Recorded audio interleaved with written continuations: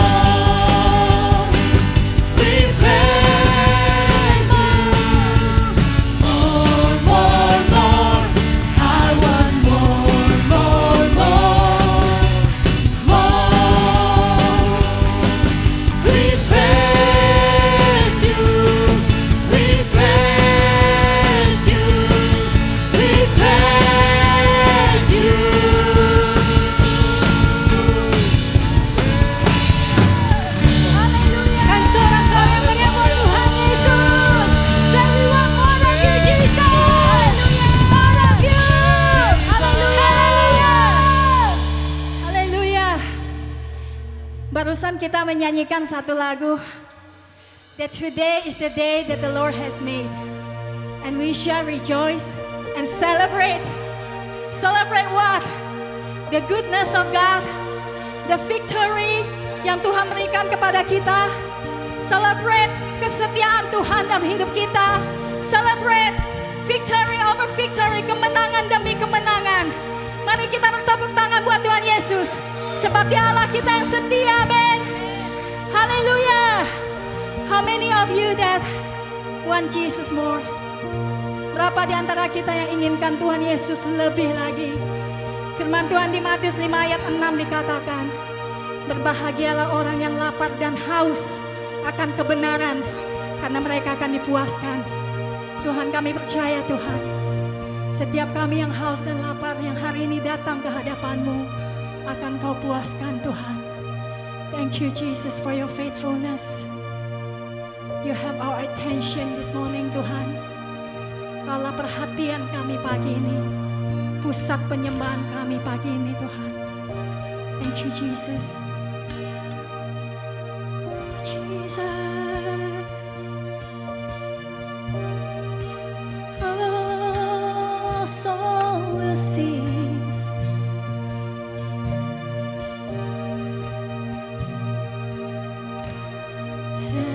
Yesterday panted for the water, so my soul longing after Thee.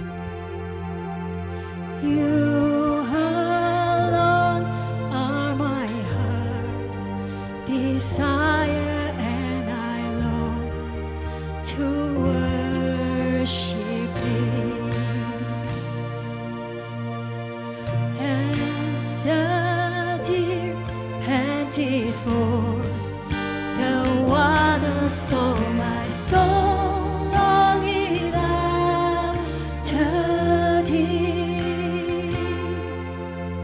You alone are my heart's desire, and I long to worship Thee. You alone are my strength, my shield.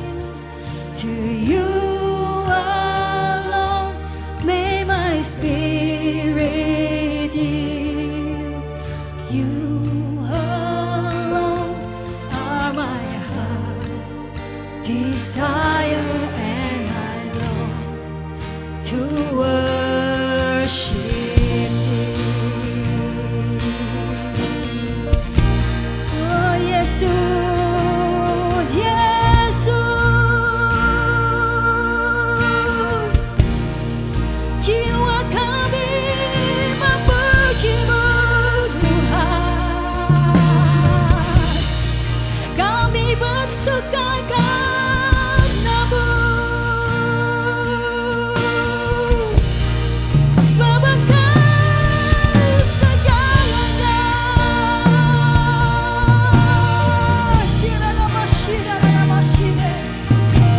Seperti Yerusalem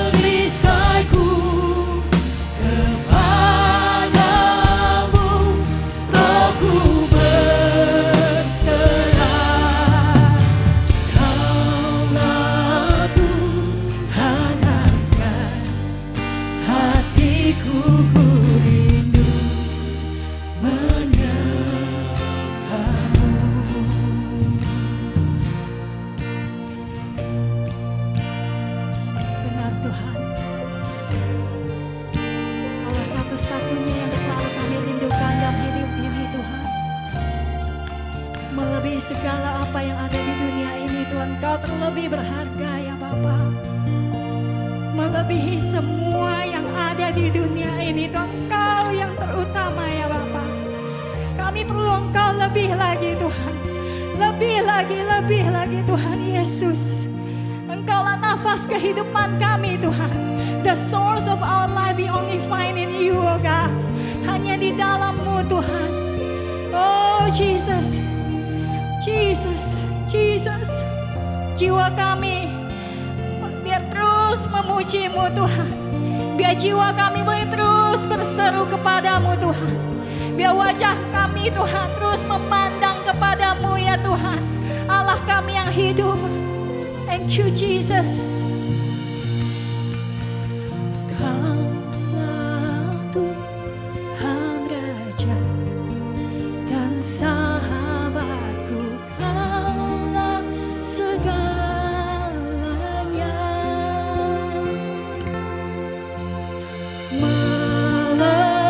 Melebihi emas dan perak Kau berharga bagiku. Kaulah Tuhan kami, Kaulah Tuhan Raja dan sahabatku, Kaulah segalanya.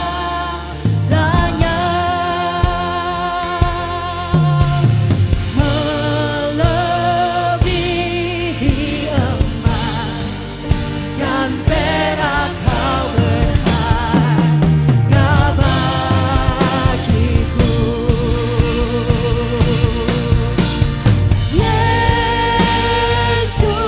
Yesus,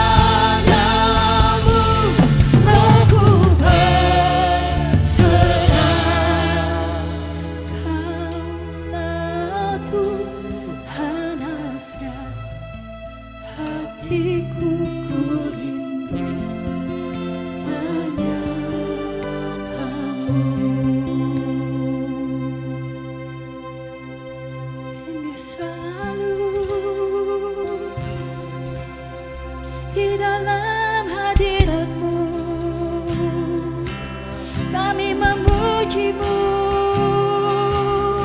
sebab Engkau baik, kasih-Mu sempurna Tuhan, janji-Mu murni. Terima kasih Yesus, Engkau sungguh baik, Kau selalu baik. Jiwa kami memuji-Mu. Mari naikkan syukur kepada Tuhan, sebab Dia baik.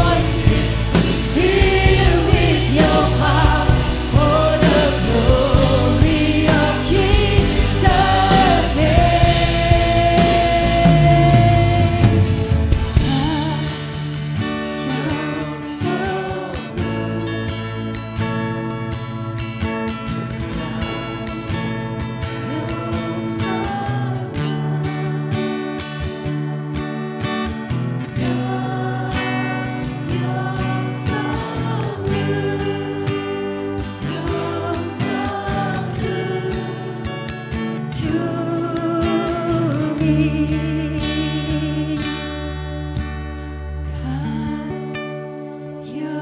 so good.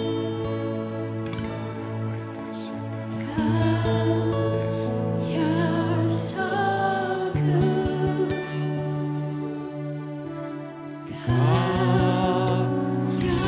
so good. You're so good to me. Engkau sungguh baik ya Tuhan. Engkau baik buat kami bukan hanya hari Minggu, bukan hanya di gereja, tapi Engkau baik buat kami setiap hari. Pada saat kami ada tantangan, Engkau ada bersama-sama dengan kami. Pada saat kami ada kebutuhan, Engkau selalu mencukupi. Pada saat kami ada banyak pikiran, Engkau memberikan kami ketenangan. Pada saat di tengah-tengah badai, Engkau menenangkan badai. Engkau baik buat kami. Engkau baik biar hari ini kami sadar ya Tuhan bahwa Engkau baik bukan hanya waktu kami berbakti di gereja, bukan hanya waktu kami menyanyikan God You Are So Good, tapi Engkau baik buat kami pada saat kami nggak ngerti, pada saat kami nggak sadar bahwa Engkau baik, pada saat kami komplain, pada saat kami menggerutu, pada saat kami nunggu jawaban yang nggak kunjung datang, pada saat kami mengalami tantangan, kadang-kadang kami merasa Engkau nggak baik. Tapi sebetulnya ya Tuhan, Engkau mengizinkan kami bertumbuh. Engkau mau supaya kami berakar di dalam Engkau dan berbuah-buah.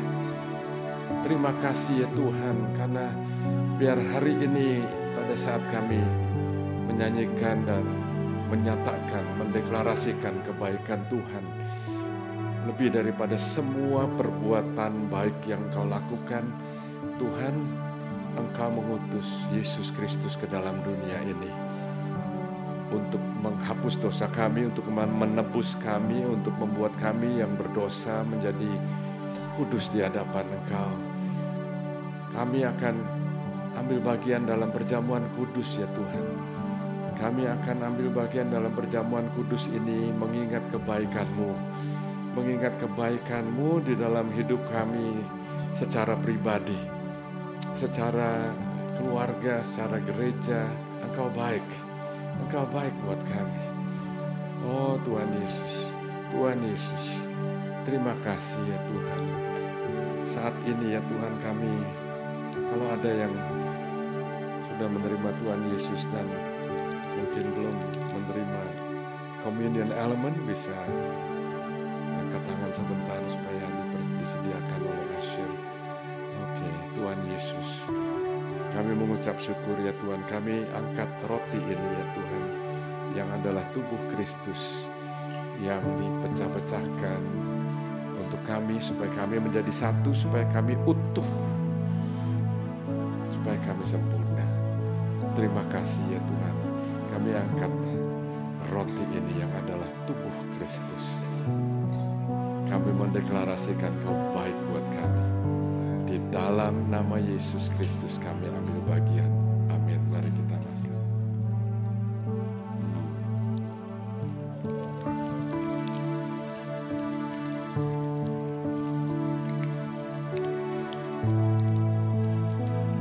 Kami angkat cawan ini ya Tuhan.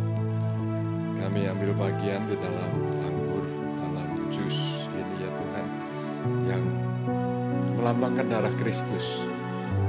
Dan saat ini hamba-Mu berdoa ya Tuhan, sesuai dengan lagu yang kami nyanyikan ya Tuhan.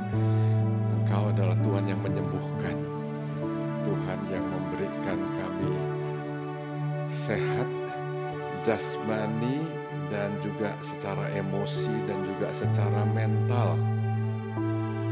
Kalau ada saudara di sini yang mengalami tantangan di dalam emosi atau mental atau bahkan jasmani saudara, mengimani bahwa sekarang Tuhan Yesus mau menjamah Anda, menyembuhkan Anda. Percaya Anda? Dalam nama Tuhan Yesus kami ambil bagian. Amin.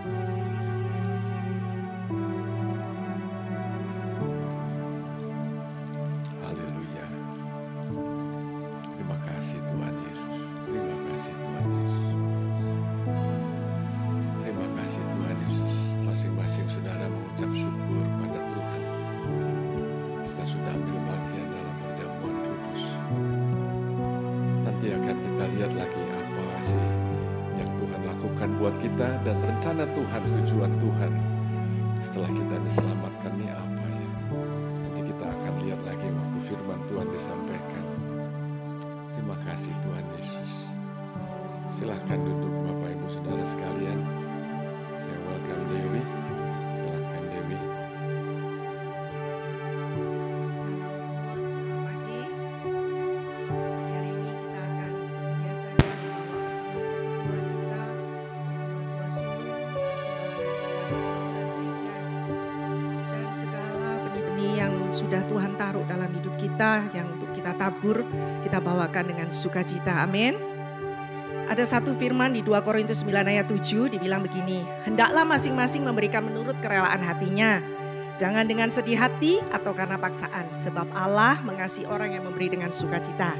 Jadi datang dengan sukacita saat membawa persembahan persepuluhan, sukacita. Karena Tuhan terima kasih sudah diberkati dan bisa menjadi bagian di dalam keluarga ini untuk membawa persembahan ini untuk dipakai buat untuk perbendaharaan rumah Tuhan.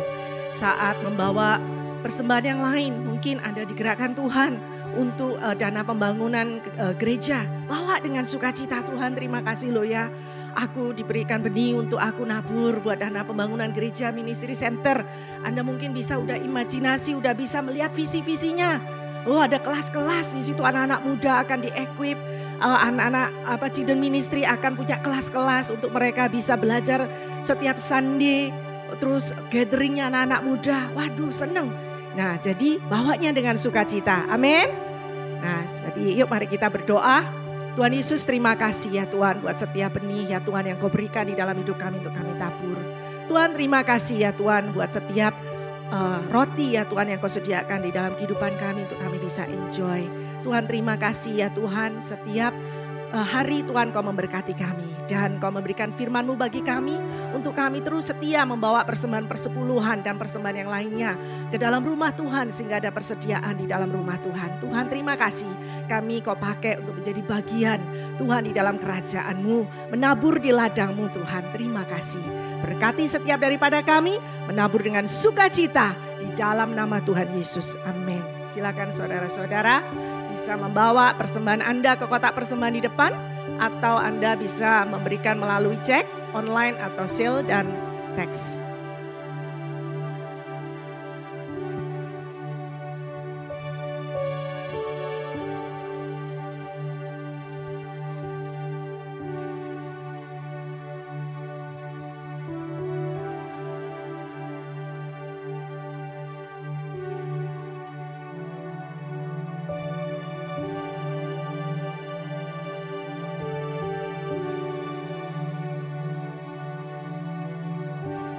Pagi hari ini saya juga atas nama Senior Pastor Paul Tan dan Bu Joyce menyambut semua saudara-saudari yang datang ke tempat ini juga online. Juga di sini ada beberapa saudara-saudari yang baru pertama kali datang. Nah nanti waktu saya panggil namanya silakan saudara-saudari yang saya panggil namanya untuk berdiri. Satu Rosalina Wati. Ada berdiri, silakan berdiri. Selamat datang. Kemudian Wijaya, Meli, Lia, yang bernama Lia di sini, Hartono, Hendy, Lili, nah, ini banyak ya, dan Iriani. Yeay! Selamat berbakti bersama dengan kami bila mana saudara-saudari belum memiliki gereja lokal untuk berbakti. Kami sangat senang untuk saudara, bapak, ibu, saudara-saudari untuk bergabung bersama dengan kami. Amin. Sebelum kita lanjutkan pengumuman di layar, saya ada 2 pengumuman yang mau disampaikan pagi hari ini. Nomor 1 adalah tanggal 21 Mei, 28 Mei, juga Juni 4. Kita di gereja ini ada namanya Ministry Open House, yaitu di mana setiap ministry-ministry yang ada di gereja ini kita akan open the booth. Di situ Anda bisa mengerti, oh ini toh macam-macam ministry yang ada di gereja kita. Nah, jadi kalau Anda sudah punya kerinduan yang lama untuk pengen melayani, tapi Anda tidak tahu ini mesti ke siapa gitu ya, disalurkannya kemana. Nah, ini adalah waktu yang tepat untuk setiap minggu Anda perhatiin. Ini setiap minggu ada booth-boothnya itu ada, setiap minggu tuh ada beda ya booth-booth yang dibuka. Ada yang prayer booth, ada yang music ministry booth. So, Anda datangin, Anda sign up di sana. Kan sudah diajarin kenapa kita itu mesti melayani di rumah Tuhan. Ya kan? Tuhan Yesus saja melayani, masa kita tidak mau melayani. Dan saat kita melayani, kita juga melayani untuk bisa menjadi berkat. Pasti senang.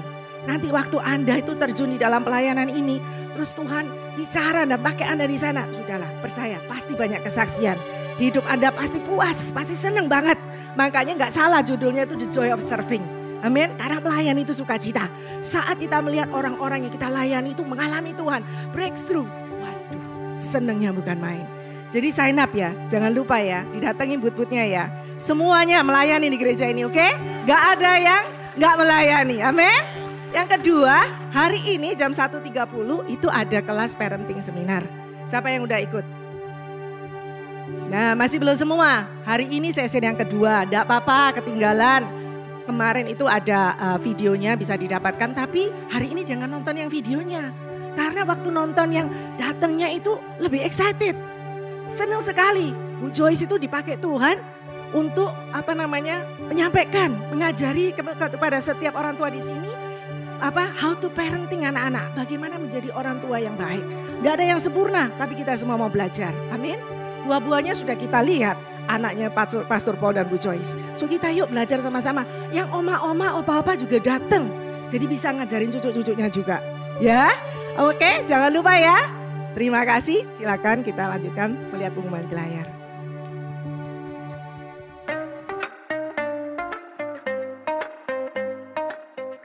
Hello, City Blessing family in Walnut, Colton, San Diego, and online. Garrett is here with your Sunday announcement. Now, first, we'd like to thank you, everyone who attended Parenting the Next Generation Part 1 with Pastor Joyce. It's a seminar designed to equip parents raising children under the age of 12. If you missed out and you want to watch the first session, you can still catch up by watching the recording at cityblessing.org or LA City Blessing at our YouTube channel. Now, we're excited to announce also today is part 2 of that seminar, and it will take place today at 1:30 p.m. to 3:30 p.m. at our Walnut campus, or you can watch it online live. This session will cover additional topics and provide more valuable insight into parenting the next generation. If you have any questions, you can send them in ahead of time to cityblessing.org/parenting to be addressed during the Q&A session today. Hi everyone, this is the Ning Wand. Just want to talk about what we learned on the parenting seminar. We learned a lot just from a biblical perspective of how to be successful as a parent. Pastor Joyce has been a wonderful teacher, and I highly encourage new parents and parents soon to be to go attend this class. Yeah, as first-time parents, she really imparted words of wisdom for us to live and walk by. So it really is going to make raising our children in the ways of the Lord a lot more successful, and just rooted in the way that God has asked us parents to be. So we're excited for part 2. Yeah. You should come. Yeah. Thank you for the support, and we hope to see all the mothers and fathers and parents to be in this seminar. Next, we warmly invite you all to join us in celebrating Mother's Day at our church on May 14th. Our children have prepared a heartwarming video presentation, and it will be played for both the 8:30 a.m. and 11 a.m. service. And after service, join us in the cafe for a special luncheon, and let's make this day memorable and show our appreciation for all the amazing mothers in our lives. Next, we have a special announcement about our Ministry Open House. So come join us at our Ministry Open House, where you can discover the different ministries where you can serve, grow in your faith, and make a positive impact in the lives of others with your unique gift. This event will take place on 3 consecutive Sundays, May 21st, May 28th, and June 4th from 10 a.m. to 11 a.m. and from 1 p.m. to 2 p.m. Come meet our passionate ministry leaders and volunteers. Learn about the vision, mission, objectives, and hear inspiring stories of how they have been transformed by serving God through their ministry. Plus, we are also excited to announce that we are partnering with the youth in our church to help them fundraise for their Compassion Commissions trip. They will be selling refreshments at the event, and the proceeds will go towards supporting them in their mission to make a positive impact on the community.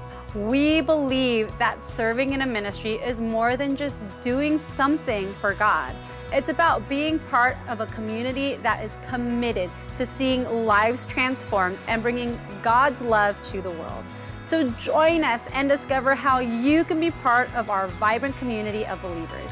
We look forward to welcoming you and supporting our youth as we all come together to serve God and others. Now, next announcement is about safety. As a reminder, we want to ensure traffic and safety at our church for everyone's well-being. Please follow these guidelines. First, please drive slowly, about 5 miles per hour inside the driveway to ensure the safety of all pedestrians and drivers. Also, if the parking lot is full, please drive up and turn at the cul-de-sac to prevent congestion and ensure the traffic flows smoothly. Now, second, for all the pedestrians, please walk on the sidewalk and be extra cautious when crossing the driveway. Now, let's work together and create a safe and welcoming environment for everyone who comes to our church. Thank you all for your cooperation and helping to maintain a safe environment for us all. Now, last announcement of the day is about yesterday. Yesterday, our church held an awesome and exciting event called Urban Plunge 2023, where over 40 youth were split into teams to complete a mission and different type of missions that involve praying over the 7 mountains of influence and finding landmarks in downtown LA. It was an epic race against time, and everyone had a blast exploring the city. Now, they're also bonding with each other and coming out of their comfort zone, and most importantly, praying over our community and the world. It was an incredible experience that we'll never forget. Here are some testimonies. You get to pray to strangers, and they're strangers, right? You just met them, you barely know them, and you get to pray for them, you know? They don't even have to be like complicated prayers, because I feel like using simple words can actually like make a difference and it can change lives, you know? Even at your lowest point, like you could still give glory to God, like, and you don't have to be like afraid of doing it. You could still like freely praise Him, even when there's nothing left for you to like, I don't know, like be happy about. But you can still be happy that you have God in your life, you know? So what I learned today is that there's still a lot to be prayed about and a lot to be, well, to be thankful and to be sorry about in the world, and that the destinations and the places we went here really showed me that. Wow, how exciting. Looks like that's it for this week's announcement. Stay tuned, Be Encouraged Weekly, and so much more by following our Instagram at LA City Blessing and visiting our homepage at cityblessing.org. Now let's get ready to hear the Word of God this morning. Berikan tepuk tangan buat Tuhan. Mari kita bangkit berdiri. Bagaimana kalau saudara rileks, berikan salam kanan kiri, berikan senyuman. Welcome semuanya. God bless you. God bless you. God is good. Welcome to City Blessing. Saudara yang join online juga welcome. Anda bisa mengikuti dan saya percaya Anda akan diberkati. Haleluya. Yap. Oh, wow. Silakan duduk. Puji Tuhan. Tadi diumumkan mengenai seminar Parenting the Next Generation. Saya mau beritahu kepada Anda semua bahwa apa yang diajarkan oleh istri saya dan nanti akan disampaikan bagian yang kedua, dia menyampaikan apa yang kita berdua selama membesarkan anak-anak kami. Dia akan share mengenai keberhasilan kami, ya, tapi juga kesalahan kami, oh ya, tapi juga kekurangan kami, ya. Saudara, dari itu semuanya supaya Anda bisa ambil yang baik dan Anda nggak perlu mengalami kesalahan yang kita salah. Amin. That's a good place to say amen. Jadi Anda nggak perlu kurang apa yang kita kurang. Jadi waktu Anda membesarkan anak-anak Anda dan Anda sendiri akan jauh lebih berhasil daripada kita berdua. Mau nggak? Mau ya? Oke, puji Tuhan. Saudara, hari ini saya akan menyampaikan firman Tuhan yang menurut saya ini adalah salah satu yang paling penting yang saya sampaikan. Dan bulan ini kita ada fokus yang baru, ya. Kalau bulan lalu fokusnya adalah The Joy in Serving. Bulan ini judulnya adalah Finding Your Place, menjumpai tempat Anda. Anda tahu tempat Anda itu di mana, ya? Tempat Anda di mana. Jadi apa yang akan saya sampaikan ini adalah salah satu yang sangat penting sekali untuk pertumbuhan bukan hanya gereja, tapi pertumbuhan Anda semua di sini secara rohani dan juga secara jasmani, secara mental. Kenapa saya katakan demikian? Karena kita itu adalah manusia yang diciptakan Tuhan, bukan hanya untuk menjadi manusia yang isolated atau sendiri begitu ya, tapi kita mempunyai komunitas. Jadi apa yang disampaikan tadi oleh Dewi mengenai kita bisa terlibat di dalam pelayanan itu bukannya sekedar melayani, tapi supaya kita ada komunitas, kita bisa omong, kita bisa bertumbuh bersama-sama dan melayani bersama-sama. Amin, saudara. Oke. Dan hari ini judulnya adalah simple sebetulnya, 3P, saudara. Bahasa Inggrisnya itu place. Katakan place. Yang kedua apa? People. Yang ketiga apa? Purpose, ya, puji Tuhan. Yang pertama adalah place atau tempat, yang kedua adalah manusia, orang, ya, kita semua di sini. Dan yang ketiga adalah tujuan. Saya mau sampaikan kepada Anda bahwa sebetulnya kita perlu tahu satu dasar yang sangat penting. Tuhan itu sudah menyediakan tempat. Tuhan menyediakan tempat sebelum Tuhan menciptakan manusia. Dari buku Kejadian Anda bisa melihat bahwa Tuhan menyiapkan semuanya. Dari hari pertama, hari kedua, hari ketiga Tuhan siapkan semuanya itu. Sampai hari yang ke-6 baru Tuhan menciptakan manusia. Dan manusia itu ditempatkan. Manusia ditempatkan di Taman Eden. Ya, manusia ditempatkan. Jadi Anda perlu tahu bahwa Tuhan menyediakan tempat sebelum manusia. Dan ada contoh-contohnya di dalam Alkitab, di mana sebetulnya waktu Tuhan menyediakan tanah perjanjian, Tuhan mau supaya orang Israel itu masuk ke tanah perjanjian. Jadi tempatnya disediakan, sudah disediakan. Kita mesti menjumpai tempat kita itu di mana. Kita perlu tahu tempatnya di mana. Kita nggak bisa bikin tempat sendiri. Tuhan yang menyediakan. Amin. Satu contoh lagi di dalam, tadi saya katakan di dalam buku Kejadian, ya, coba saya bacakan. Kejadian pasal yang kedua ayat yang ke-8 dituliskan di situ bahwa selanjutnya Tuhan Allah membuat taman di Eden di sebelah timur, disitulah ditempatkannya. Katakan ditempatkan. Ayo semua ditempatkan. Semangat ya, ditempatkan. Jadi Tuhan sudah menyediakan membuat taman di Eden dan disitulah ditempatkannya manusia yang dibentuknya itu. Jadi kita perlu tahu saudara bahwa waktu Tuhan menyediakan tempatnya, bahkan di dalam buku Yeremia, Tuhan berkata demikian, sebelum engkau ada di dalam rahim ibumu, aku sudah mengenal engkau.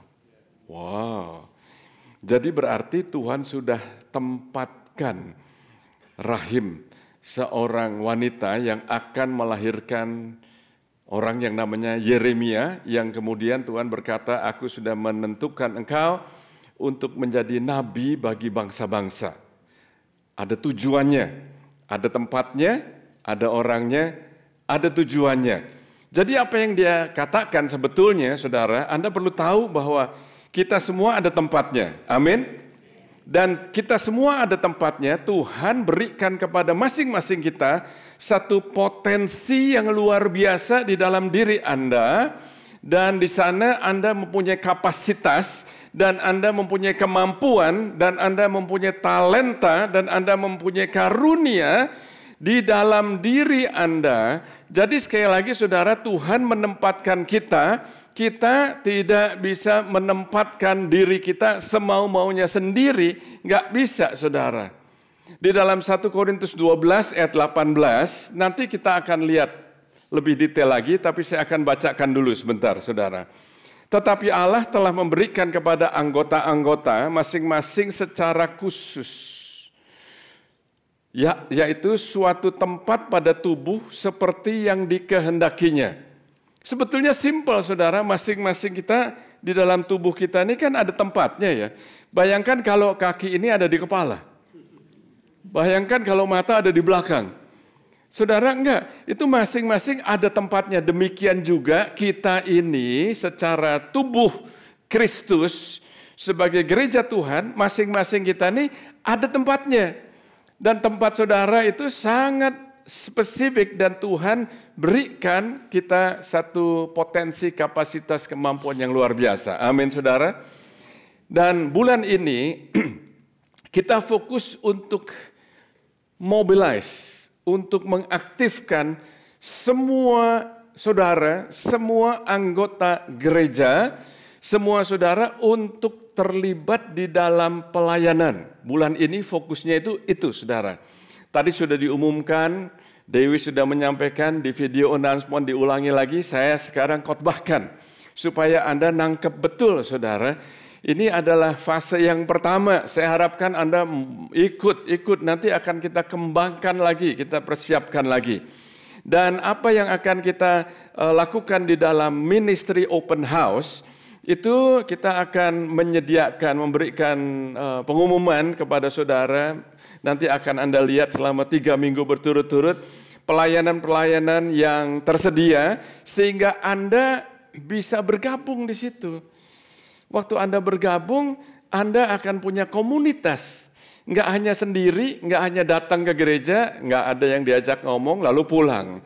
Datang ke gereja, puji Tuhan, nyanyi mungkin ya, nyembah Tuhan, lalu pulang. Nggak ada komunitasnya, nggak ada temannya. Semua kita harus ada tempatnya. Semua kita ada tempatnya dan kita perlu tahu di mana. Dan setiap kita, setiap Anda itu penting. Setiap Anda itu penting. Coba Anda lihat kanan kiri, katakan, saya ini orang penting. Nah sekarang dibalik saudara. Ngelihat sebelah saudara, Anda katakan, Anda itu orang penting. Yang kedua mestinya lebih keras, Anda adalah orang penting. Nah saya mau melihat saudara, biasanya gitu orang punya perasaan atau pikiran begini, oh, saya ini orang biasa-biasa aja deh. Saya orang sederhana aja, saya nggak bisa ngapa-ngapain saudara. Saya melihat di dalam Alkitab, Tuhan memilih orang-orang yang biasa-biasa untuk melakukan hal-hal yang luar biasa. Saya harap Anda tangkap ini. Karena melalui kemampuan yang Roh Kudus berikan kepada Anda. Bukan kita sendiri, tapi Roh Kudus. Yesus naik ke surga, dia utus Roh Kudus. Dia berikan kemampuan kepada semua orang yang percaya. Dia memberikan kemampuan sehingga Anda menjadi pribadi-pribadi yang luar biasa. Amin. Oke, hari ini kita akan melihat satu ayat mulai dari Yohanes pasal yang ke-14. Ayat 1 sampai ayat yang ketiga dan kita akan parkir di sini. Saya akan kupas dan saya akan ajak saudara untuk melihat latar belakangnya ayat ini apa sebetulnya ya. Oke, kita lihat. Janganlah gelisah hatimu, percayalah kepada Allah, percayalah juga kepadaku. Di rumah Bapakku banyak apa? Oh, tempat. Katakan lagi, tempat. Tempat tinggal. Jika tidak demikian, tentu aku mengatakannya kepadamu. Sebab aku pergi ke situ untuk menyediakan tempat bagimu. Dan apabila aku telah pergi ke situ dan telah menyediakan tempat bagimu, aku akan datang kembali dan membawa kamu ke tempatku, supaya di tempat di mana aku berada, kamu pun berada. Saya percaya ayat ini aja sudah jelas saudara, bahwa kalau saya katakan topiknya adalah tempat dan orang dan tujuan, Tuhan mau menempatkan orang, Tuhan mau menempatkan manusia, Tuhan mau menempatkan saudara dan saya, supaya kita berada di dalam Tuhan dan supaya kita punya hidup itu ada tujuannya, ada purpose-nya. Enggak hanya sekedar ada, enggak hanya sekedar exist. Pernah saudara kalau ketemu sama orang di mana, how are you doing? Ada orang yang bilang good, ada orang yang bilang I'm okay, ada orang yang bilang I'm just exist. Cuman sekedar ada aja ya, tapi enggak ada tujuannya. Are you with me?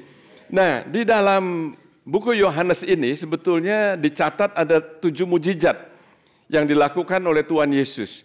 Tapi sebetulnya di dalam kitab Injil ada lebih banyak daripada 7, saudara. Dan sebetulnya yang dituliskan di dalam buku Yohanes pasal yang terakhir, itu dituliskan kalau semua mujizat yang dilakukan oleh Tuhan Yesus itu harus ditulis, itu agaknya dunia ini nggak muat. Karena apa? Dia lakukan banyak mujizat, sangat banyak sekali. Tapi coba saya sebutkan beberapa mujizat yang dilakukan oleh Tuhan Yesus waktu dituliskan di dalam buku Yohanes ya. Itu air berubah menjadi anggur. Lalu ada pegawai istana yang anaknya sakit hampir mati, saudara. Oh, ini kalau kita dengar terlalu cepat mungkin ya cuman hampir mati lalu sembuh. Coba kalau yang hampir mati itu orang yang Anda kasihi. Renungkan sebentar.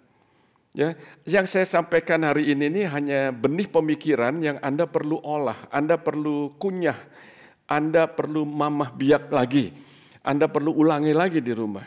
Air menjadi anggur, mungkin nggak begitu penting buat saudara, tapi kalau Anda lagi buat perjamuan pernikahan untuk keluarga Anda, untuk anak Anda, dan pada saat itu yang penting pada saat itu adalah anggur, dan di situ habis, coba bayangkan Anda bisa malu. Benar saudara? Semuanya ini sangat luar biasa. Yang berikutnya, yang ketiga ya, ada orang yang disembuhkan di pintu gerbang domba. Mujizat yang berikutnya, Yesus berjalan di atas air. Yesus memberi makan 5.000 orang. Yesus menyembuhkan orang yang lahir buta. Dari lahir sudah buta. Jadi saudara, belum lagi di kitab Injil yang lainnya dituliskan orang yang lumpuh bisa berjalan, orang yang kusta sembuh, luar biasa, banyak sekali saudara. Nah, yang ketujuh di dalam buku Yohanes ini dituliskan adalah Lazarus. Lazarus itu bangkit, nanti kita akan lihat. Setelah kita melihat ayat ini ya saudara, saya mau beritahu latar belakangnya, katakan latar belakang. Alias saya mau cerita nih sama saudara. Jadi kalau sekarang ini yang disampaikan pasal yang ke-14, saya akan mundur dengan cepat. Saya akan ceritakan apa yang terjadi di pasal-pasal yang sebelumnya. Mulai dari pasal yang ke-11. Pasal yang ke-11 itu seperti yang tadi saya sudah sebutkan, Lazarus dibangkitkan. Nah, saya mau beritahu latar belakangnya. Saudara, selama Yesus datang ke dunia ini, dia sering menyimpan waktunya itu berada di Galilea. Setahun sekali aja dia pergi ke Yerusalem karena ada perayaan-perayaan. Setahun itu 3 kali. Nah di Galilea itu adalah orang-orang yang sederhana. Orang-orang yang bahasa Inggrisnya itu ordinary people. Ya. Dan di situ banyak sekali mujizat yang dilakukan. Tapi di Yerusalem itu ada orang-orang yang bukan sekedar orang yang sederhana, tapi orang-orang yang pinter, orang-orang yang sophisticated, orang yang canggih lah begitu ya. Dan orang-orang di Yerusalem itu biasanya tuh menganggap rendah orang-orang yang di Galilea. Karena apa? Karena mereka mereka nganggap tuh orang-orang yang nggak berpendidikan lah. Mereka gampang-gampang aja begitu. Mereka itu orang-orang biasa. Mereka itu orang-orang yang ordinary.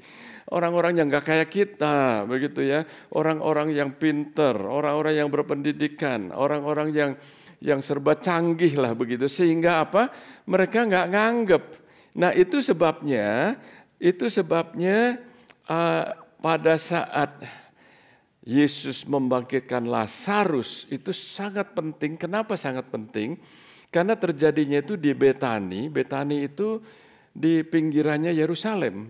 Jadi di Betani itu di mana tempat ada orang-orang yang pinter, orang-orang yang sophisticated.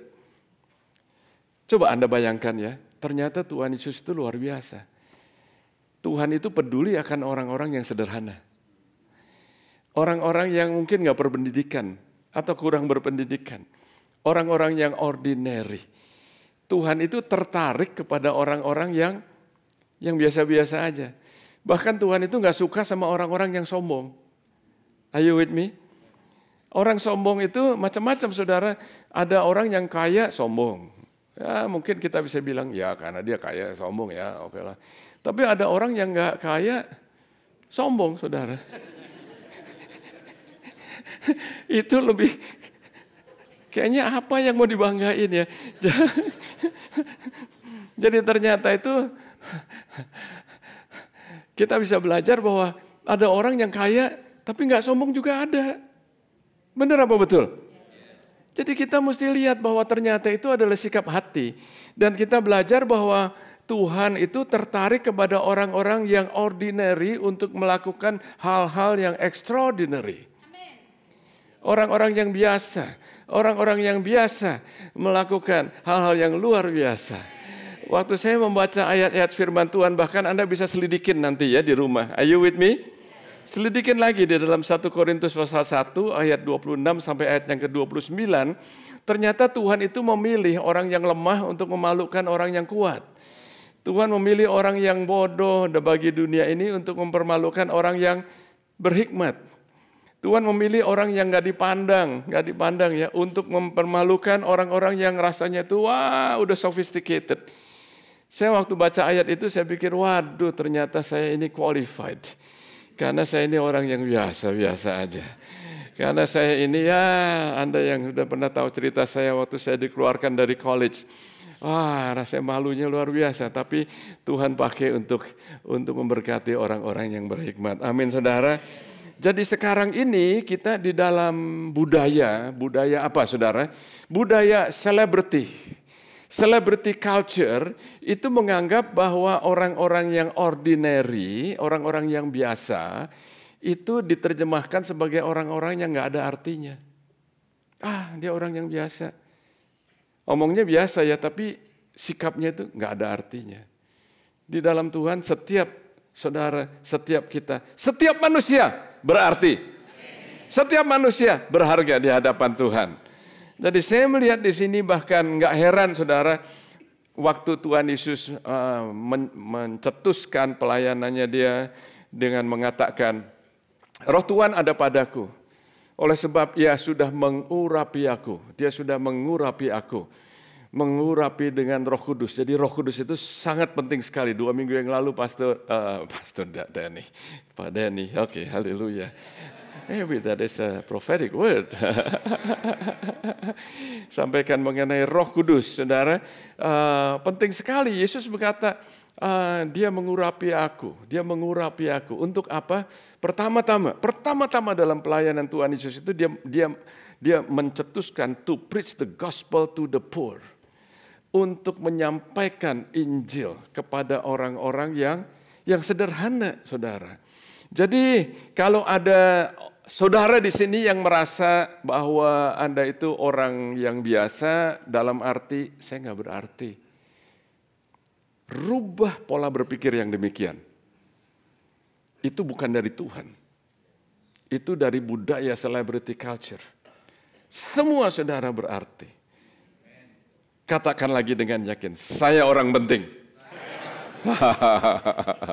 Katakan pada sebelah saudara, kamu orang penting. Nah, saudara, jadi saya belajar di sini bahwa ternyata kalau Anda baca ini masih di latar belakang ya.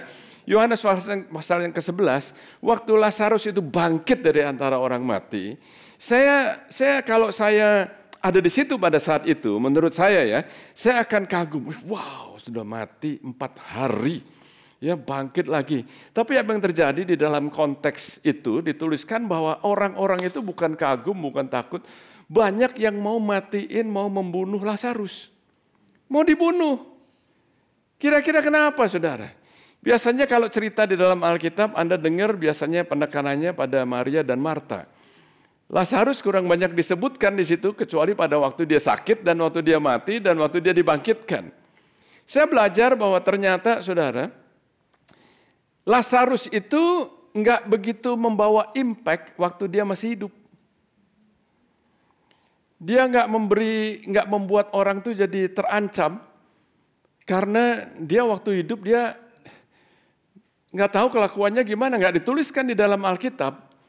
Tapi kalau saya bisa ibaratkan begini ya, kalau kita ini hidupnya sama seperti orang-orang yang enggak percaya Tuhan, mabuk-mabukan, hari Minggu sih seperti malaikat. Tapi waktu udah pulang, waktu kerja, waktu bisnis ya nipu sini, nipu sana. Ya nggak apa-apa lah, dikit-dikit lah, gini gitulah, apa segala macam. Nonton film porno sedikit sini, sedikit sana, main sini, main sana, sedikit, saudara. Kalau Anda masih hidup di dalam kedagingan Anda itu nggak mengancam orang-orang yang belum percaya Tuhan. Karena Anda mengalir bersama-sama dengan mereka. Tapi pada saat Anda mati di dalam Kristus dan Anda bangkit bersama dengan Kristus dan hidupmu berubah, Anda nggak seperti yang dulu lagi, Anda menjadi orang yang baru, mereka itu terancam. Mereka nggak comfortable lagi, mereka nggak suka dengan Anda. Ada yang Anda dijauhkan, Anda disingkirkan. Saudara, jadi kalau Anda itu disenengin sama semua orang, hati-hati saudara. Jangan-jangan Anda mengalir bersama-sama dengan mereka. Are you okay? Sebelah sini gimana? Oke, di sana? Oke. Saya melihat Tuhan Yesus itu kurang apa? Sembuhkan orang sakit, melakukan mujizat ini. Orang nggak senang sama dia. Jadi kalau kita disenengin semua orang, jangan-jangan kita disenengin sama dunia. Amin, saudara. Kalau Anda menjadi temannya dunia, Alkitab mengatakan Anda menjadi musuhnya Allah. Oh God. Haleluya. Saya belajar bahwa ternyata di dalam pasal yang ke-11 ini memacu Yesus untuk ke salib, menuju ke salib. Karena apa, saudara? Tujuan, katakan tujuan. Fokus bulan ini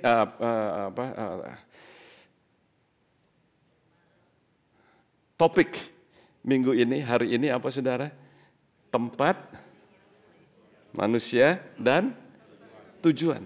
Tahukah saudara bahwa tujuan Yesus datang ke dunia ini itu bukan untuk merubah air menjadi anggur, menyembuhkan orang kusta. Bukan itu, saudara. Hanya ada satu tujuan. Satu tujuan. Tujuan yang dia lakukan. Tujuannya ialah untuk menebus dosa saudara dan saya. Bagaimana caranya? Dengan dia mengorbankan dirinya di atas kayu salib. Perhatikan, saudara. Kalau Anda baca Perjanjian Lama, ada orang-orang yang dipakai Tuhan dengan luar biasa. Ada orang sakit disembuhkan, ada. Ada orang mati dibangkitkan, ada. Ada banyak yang dilakukan oleh hamba-hamba Tuhan, oleh Elia, oleh Elisa, dan yang lain-lainnya banyak. Tapi nggak ada satupun yang bisa melakukan yang Yesus lakukan. Yaitu apa?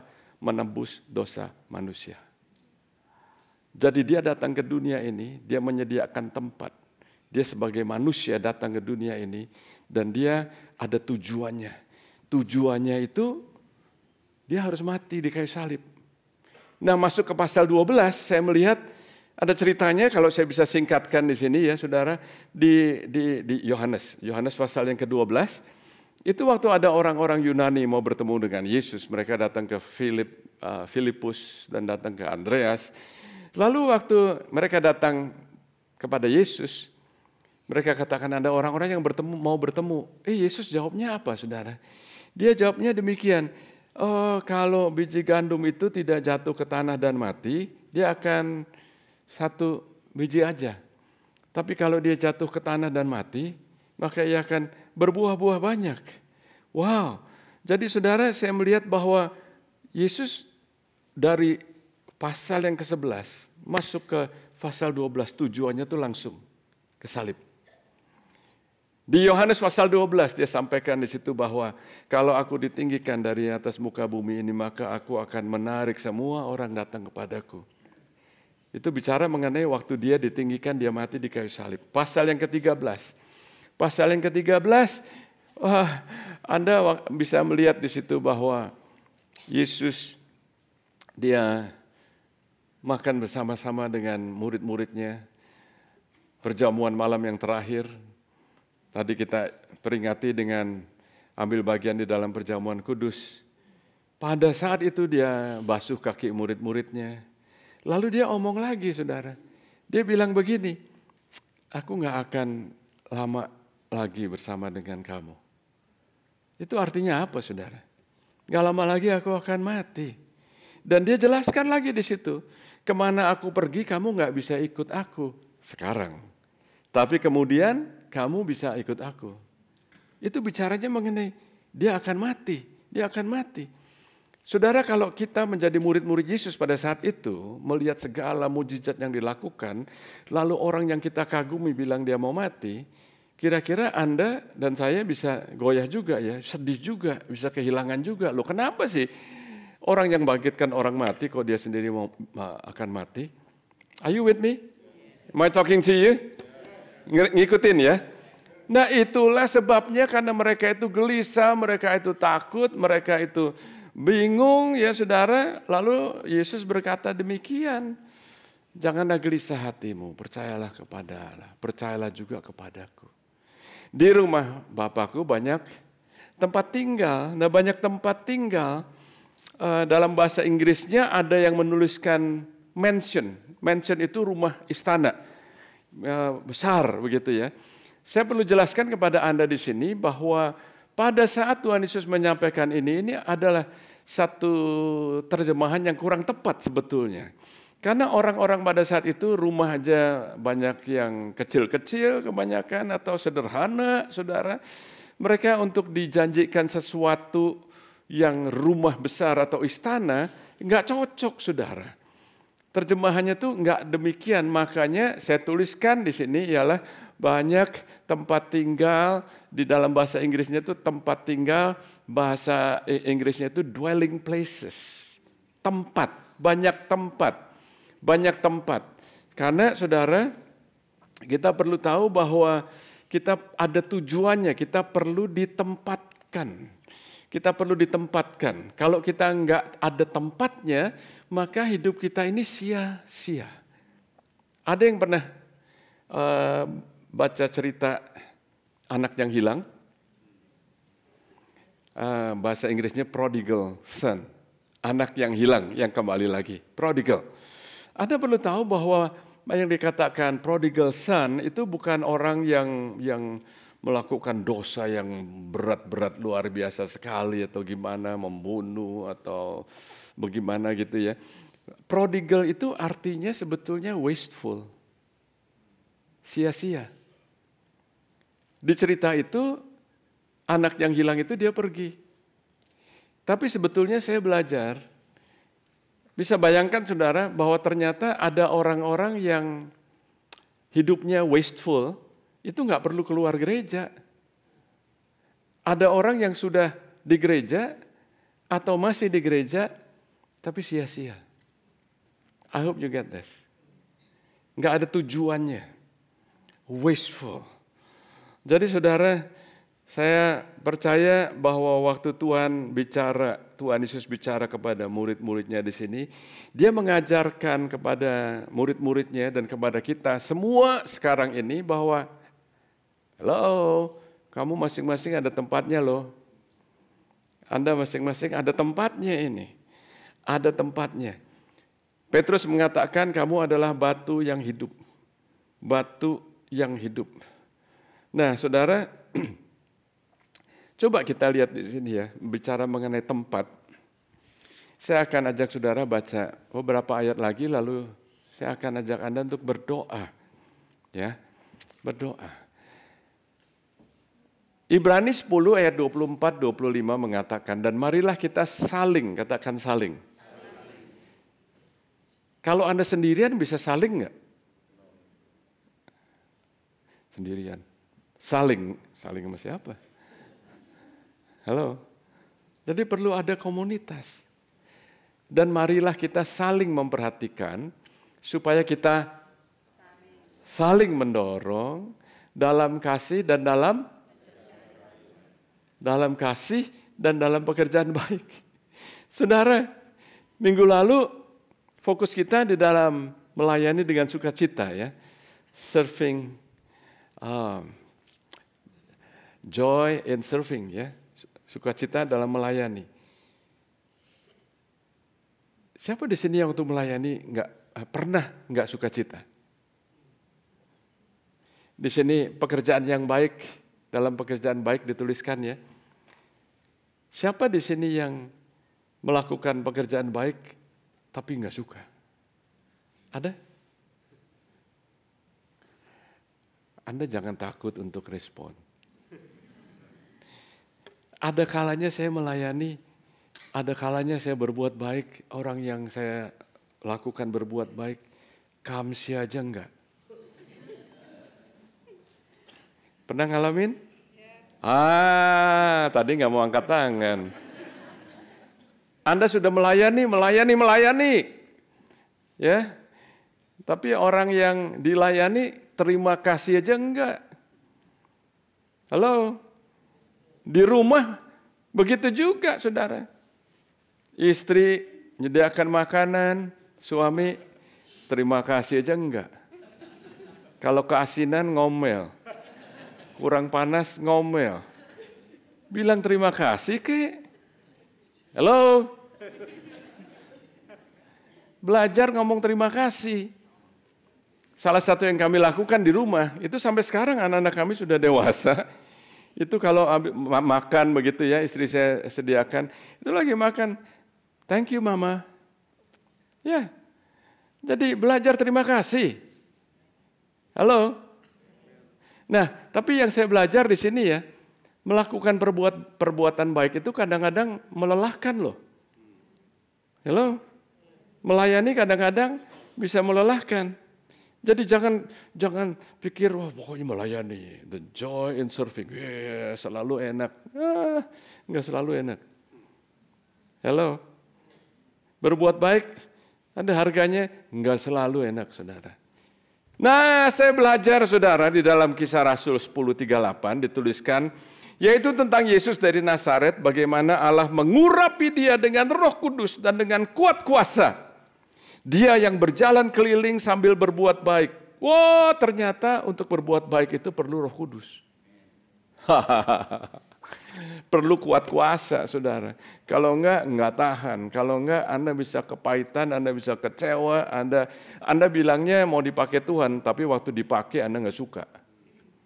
Gue dipakai. Carousel leader gue pakai gue.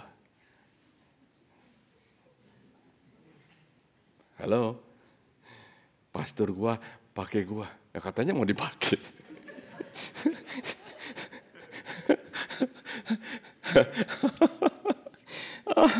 Saya mau dipakai Tuhan. Ya melalui manusia. Melalui manusia. Ketawa kek? Atau tersinggung mungkin ya. Atau kena nih kok kayaknya.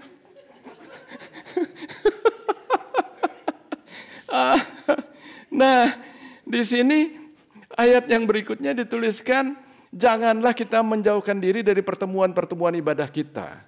Seperti yang dibiasakan beberapa orang, tetapi marilah kita saling, lagi katakan saling, menasihati dan semakin giat melakukannya menjelang hari Tuhan yang makin dekat. Ini kita udah mendekat hari Tuhan, kedatangan Tuhan yang kedua kali, ini luar biasa. Nah di dalam bahasa Inggrisnya itu dituliskan not forsaking the assembling, katakan assembling. Assembling of our life together. Assembling, tahu assembling? Assemble. Mobil itu dirakit, ya, dirakit, tahu dirakit. Ada chassisnya, ada mesinnya, ada frame-nya, lalu ada macam-macam, itu dirakit, assembling, ya. Jadi dikatakan assembling. Jadi kalau kita ini dirakit berarti setiap bagian memiliki tempatnya. Kita ini dirakit, diassemble. Masing-masing kita ada tempatnya dan ada tujuannya. Nah, satu ayat lagi yang tadi sudah kita baca, 1 Korintus 12 ayat 18. Tetapi Allah memberikan kepada anggota masing-masing secara khusus. Suatu apa? Oh, tempat. Katakan tempat. Ayo saudara. Tempat. Tempat pada tubuh seperti yang dikehendakinya. Dalam bahasa Inggrisnya dikatakan di sini, but now God has set. Katakan set. Yang keras, set. Di set, ya, the members, each one of them in the body just as he pleased. Nah, jadi ternyata kalau Anda baca konteksnya sekali lagi, ya, konteksnya 1 Korintus pasal yang ke-12 itu bicara mengenai karunia-karunia roh. Karunia roh, the gift of the Holy Spirit, itu powerfulnya luar biasa, saudara. Sangat powerful. Saya berupaya untuk setiap kali, saudara, saya mendemonstrasikan karunia Roh Kudus dan berdoa berharap supaya juga menghasilkan buah Roh Kudus. Karena ada orang yang mau beroperasi di dalam karunia Roh Kudus tapi buahnya nggak ada, saudara. Bahaya. Nah, karunia Roh Kudus luar biasa. Karunia-karunia Roh Kudus, ada karunia pengetahuan, kesembuhan, iman, membedakan roh, berbahasa roh, karunia hikmat, ada 9, saudara. Luar biasa, katakan luar biasa. Oh, kalau Anda tahu itu luar biasa sekali, saudara. Saya bertemu dengan orang, waktu saya bertemu, Tuhan kasih saya satu download, cepat sekali. Orang ini begini. Lalu waktu saya katakan, dia kagetnya luar biasa. Dan orang ini mulai dari saat itu sampai sekarang dia bisa dekat sekali sama saya dalam waktu yang sangat singkat, saudara. Excuse me. Karena apa? Karena saya beroperasi dengan karunia Roh Kudus. Tapi lebih daripada itu, di 1 Korintus 12 ayat yang ke-18, thank you Johnson, itu dikatakan Anda punya karunia. Lalu diapain sama Tuhan? Ditempatkan. Supaya ada tujuannya. Halo? Anda bisa punya karunia, tapi kalau Anda nggak ada tempatnya, nggak ada rumahnya, nggak ada gereja lokalnya, maka Anda bisa menjadi orang-orang yang lonely, sendirian. Sekali lagi saudara, set, Tuhan set. Ya. Dalam bahasa Inggris itu kata set, itu adalah kalimat past tense. Apa itu past tense bahasa Inggrisnya? Kalimat masa lalu, ya, set. Ya. Jadi Anda duduk di sini sekarang ini, Anda yang datang in person, Anda yang online juga, Anda bisa bayangkan, ya. Ini di sini ada kursi-kursi yang sudah di set. Kata set itu S-E-T. Kata set itu berarti sudah disediakan sebelum Anda datang ke sini. Siapa yang datang ke gereja bawa kursi? Nggak ada. Jadi sudah di set. Jadi ternyata Tuhan sudah sediakan tempat. Ya.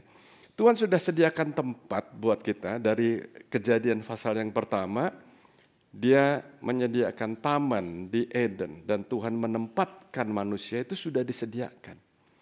Sudah disediakan, kita tinggal tahu tempatnya kita itu di mana, saudara. Nah, Kita perlu tahu di tempat mana kita ditempatkan. Biasanya orang itu lihat orang lain. Oh, dia tuh kok enak ya. Saya mau di tempatnya dia. Saya mau jadi kayak dia. Saya mau punya bisnis seperti dia. Saya mau punya visi seperti dia. Ada orang yang saat ini cari visi dari Google. Jangan begitu, saudara. Tuhan, tadi Anda katakan Anda itu adalah orang yang penting. Anda orang yang luar biasa. Tuhan mau bicara kepada Anda. Ya, Tuhan mau bicara kepada Anda dan Tuhan tempatkan kepada Anda. Masing-masing Anda duduk di tempat yang sudah diset. Supaya Anda tahu bahwa waktu Yesus berkata bahwa apa yang dia lakukan di kayu salib itu adalah karya penebusan. Penebusan, katakan penebusan. Lagi katakan penebusan. Ayo saudara, ditebus itu artinya apa? Artinya ditebus itu Anda dibebaskan dari dosa.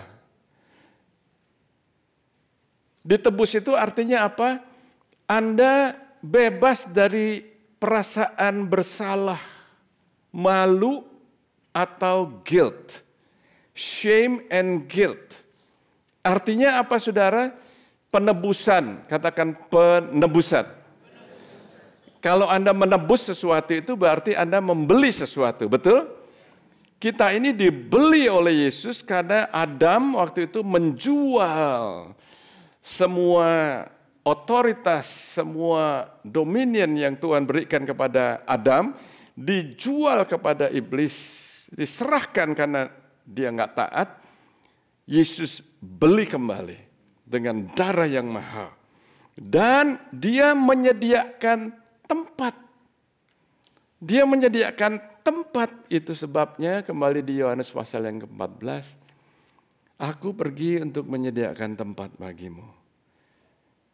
Dengan kata lain, di dalam rumah Bapakku ada banyak tempat.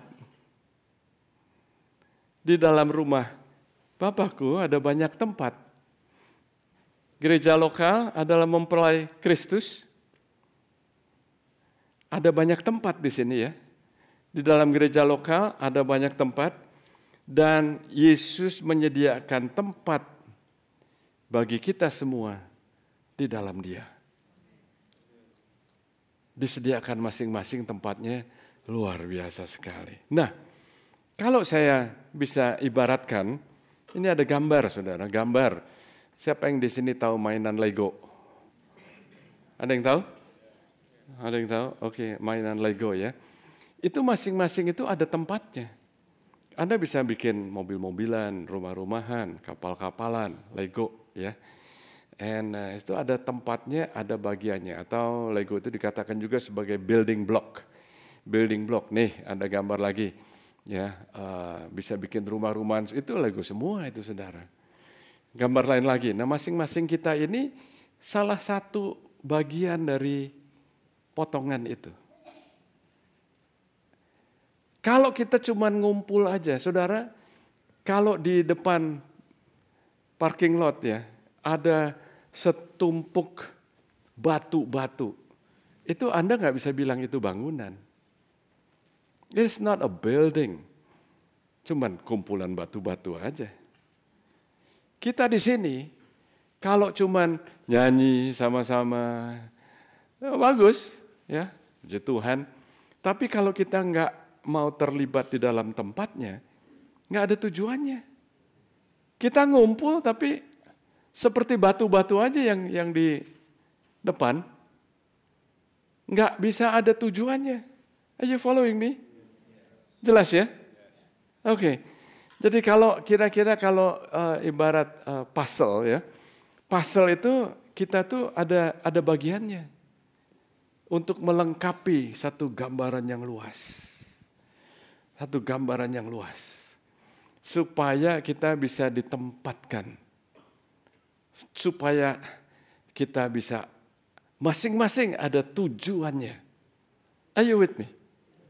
Nah, itu sebabnya kita sekarang ini dalam proses untuk membangun ministry center. Ministry Center ini adalah satu tempat. Katakan tempat. Untuk apa? Untuk topiknya hari ini apa saudara?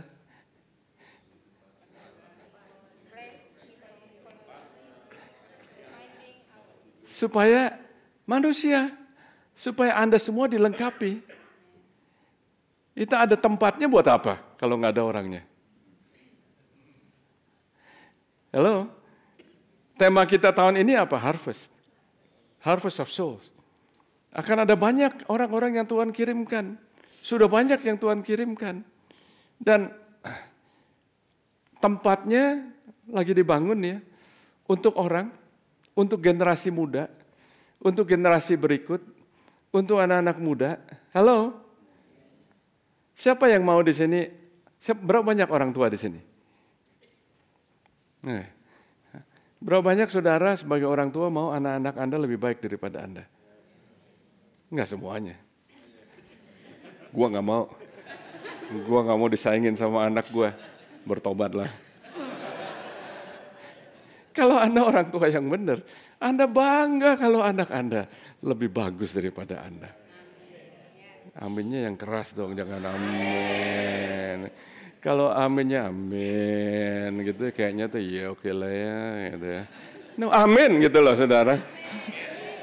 Generasi yang berikutnya juga akan lebih baik daripada saya. Saya nggak selalu harus jadi pastornya di sini, no. Generasi berikut akan lebih baik. Mau apa enggak? Ini rencana Tuhan, ini purpose-nya saudara. Makanya ada denahnya di sini dan ini masih ada proses ini dalam waktu mungkin 2 minggu mendatang ini mungkin lebih cepat ya saudara. Kita akan mulai dipadatkan tanahnya. Akan supaya bisa untuk sebelum ada fondasi yang bisa ditanam, tanahnya perlu dipadatkan, perlu bangun retaining wall, macam-macam saudara. Tapi saya mau beritahu kepada Anda saat ini saya akan ajak Anda untuk berdoa. Saya undang musisi untuk maju. Ini topiknya, place, people and purpose. Minggu depannya lagi akan disambung terus saudara supaya kita ini tahu tempatnya di mana. Nah saat ini saya ajak saudara untuk bangkit berdiri, kita akan berdoa. Kita berdoa.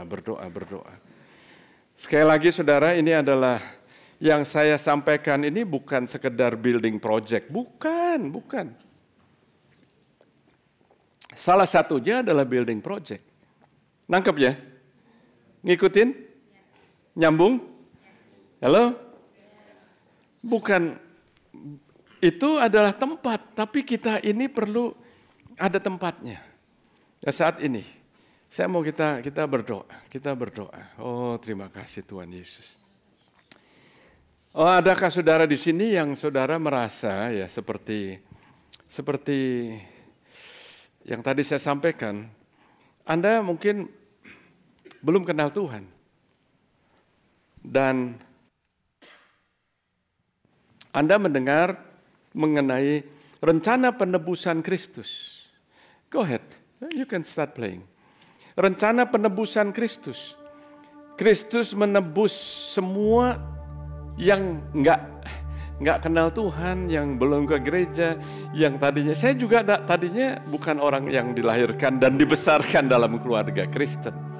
Saudara, rencana penebusan Kristus ini luar biasa sekali. Anda ditebus. Anda nggak perlu malu, nggak perlu membawa rasa malu. Ada saudara di sini yang rasanya tuh dibanding-bandingin sama kakak saudara, adik saudara, sama teman, sama tetangga, sama teman kerja, sama whatever, sehingga Anda merasa malu. Anda merasa nggak cukup baik, saudara. Rencana penebusan Kristus di kayu salib itu supaya Anda tahu Anda ditebus. Anda bisa menang, Anda bisa bebas. Rencana penebusan Kristus itu artinya apa? Anda dibebaskan. Dibebaskan dari dosa. Bebaskan dari dosa. Ada saudara di sini yang merasa, aduh Anda tahu Anda nggak mau dosa. Anda tahu Anda sebelum berbuat dosa aja Anda sudah tahu ada suara hati dalam dirimu. Lalu Anda rasanya kok, waduh jatuh lagi. Lalu rasanya Anda rasanya tertuduh. Saudara, saya mau berdoa buat saudara. Jangan bawa pulang, saudara, jangan bawa pulang perasaan tertuduh dan dosa. Hari ini Anda bisa dibebaskan. Bebaskan dan Anda menang. Dan yang bisa membebaskan itu bukan nabi-nabi yang luar biasa itu, saudara. Nggak ada satu nabi pun di perjanjian lama yang bisa melakukan yang Yesus lakukan. Nggak ada satu pun. Oh, mereka bisa melakukan mujizat demi mujizat luar biasa. Tapi saudara, nggak ada satu pun yang bisa melakukan rencana penebusan Kristus. Dia menebus dosa saudara, dosa saya. Dan saat ini saya mau berdoa buat Anda di sini. Berdoa. Adakah saudara di sini yang saat ini, ayo saudara, saat ini Anda merasa saya perlu ditebus, saya perlu diampuni, saya perlu dibebaskan, saya selama ini merasa nggak berarti, saya rasanya nggak berguna.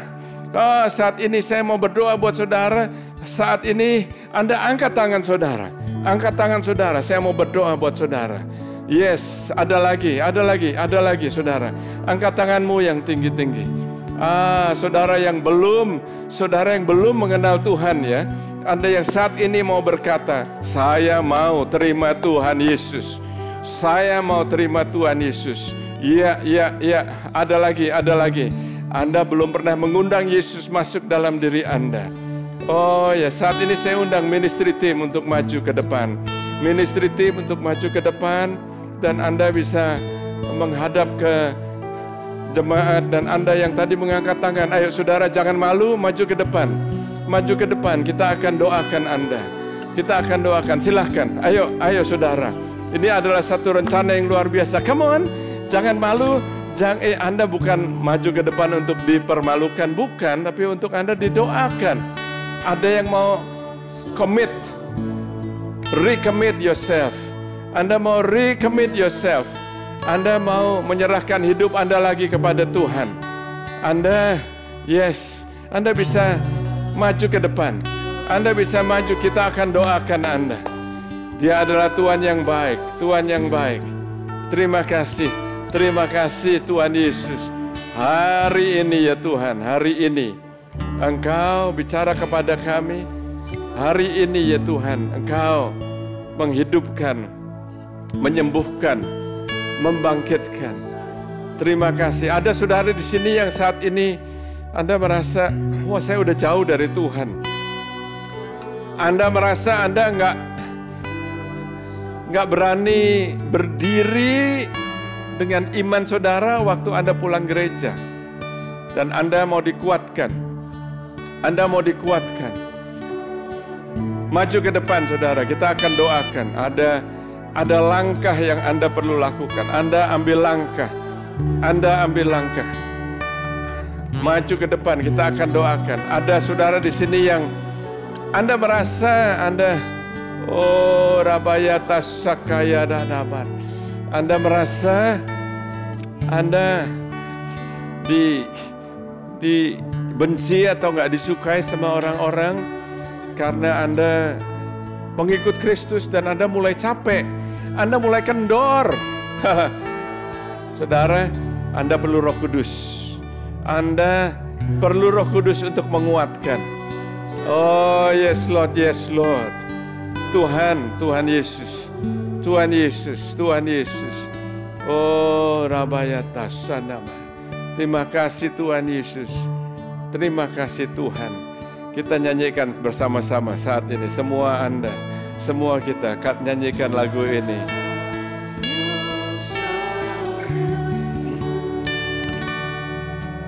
God, you're so good. You're so good to me.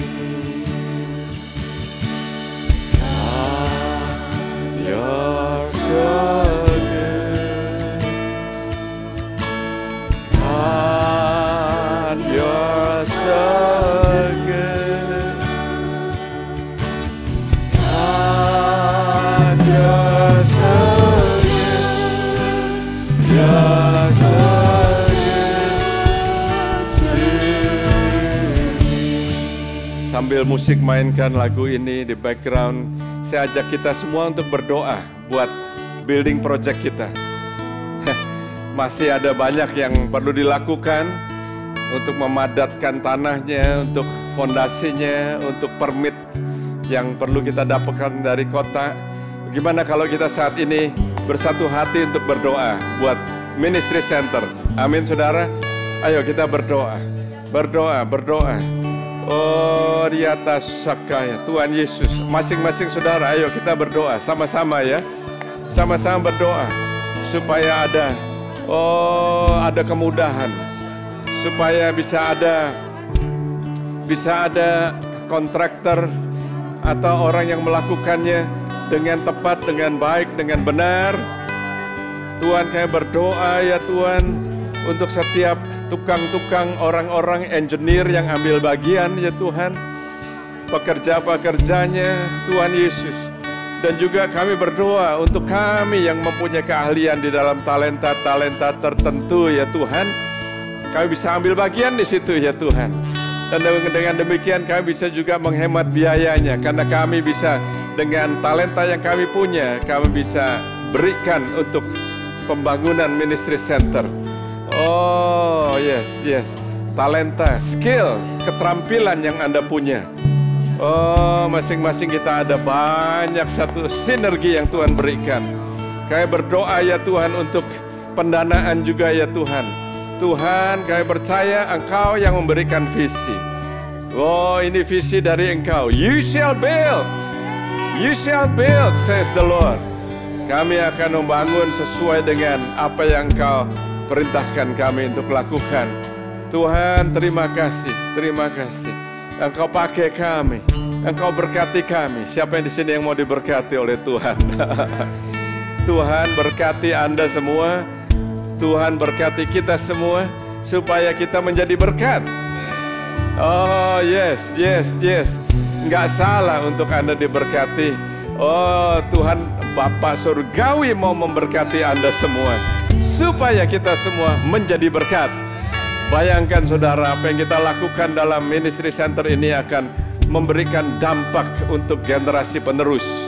For the next generation. Untuk anak-anak Anda, untuk cucu-cucu Anda.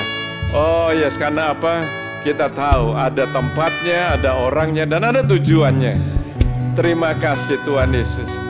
Kami berdoa Tuhan, you bless your people. Berkati umat-Mu ya Tuhan. Di dalam nama Yesus semua orang berkata, amin, amin. God bless you. God bless you.